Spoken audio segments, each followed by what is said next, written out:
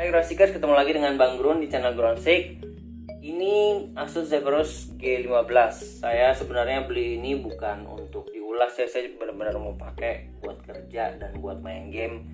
Lagi rada males sih untuk ngulas, tapi setidaknya sini saya mau ngasih lihat kalian cara buka G15 ini. Bukanya itu sebenarnya gampang Groundseekers, cuma di sini ada beberapa hal yang perlu diperhatikan supaya jangan sampai dari yang benar-benar gampang tiba-tiba jadi fatal. Di video ini saya mau memberikan panduan buat kalian yang mungkin beli G15 tapi pengen upgrade sendiri, nggak pengen bawa ke Asus Service Center. Yuk kita mulai aja Groundseekers langsung. Jadi guys, kedepannya Groundseek mungkin akan lebih sedikit mengulas soal laptop, karena selain capek belinya, kalau menurut saya ya banyak juga channel-channel yang lebih bagus mengulas laptop itu seperti corporate. Saya sarankan kalian nonton aja. Paling kedepannya nanti kalau soal laptop, Groundseek akan mengulas tentang bagaimana ngoprek-ngoprek atau memecahkan solusi ketika laptop itu ada masalah. Intinya ke depan Groundseek sih akan lebih membahas soal gadget-gadget dan segala sesuatu yang berhubungan dengan teknologi sih Groundseekers. Yaudah yuk kita oprek Asus Zephyrus G15 nya.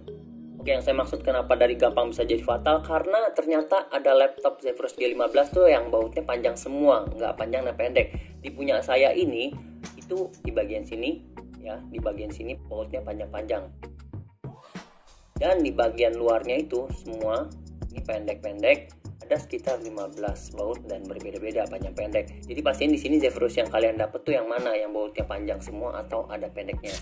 Dan yang paling penting adalah bukaan awalnya itu ada di sudut kiri mulut laptop. Kalau dalam posisi normal itu ada di sebelah kiri ya. Kalian buka dengan cara memutar bautnya sambil mencoak ke atas. Nah ini contohnya. Ada ring pengait bersama bautnya dengan tujuan supaya laptopnya itu tertutup dengan baik. Baiklah, ini jeroan Zephyrus G15, banyak heat pipe ya di sini Groundseekers, sama kipas 2 kanan kiri.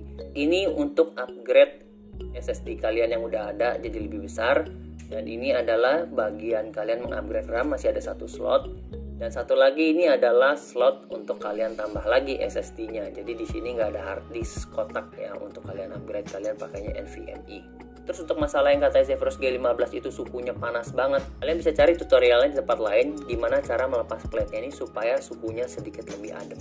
Oke, jadi seperti itu ya Groundseekers cara buka G15 Zephyrus ini.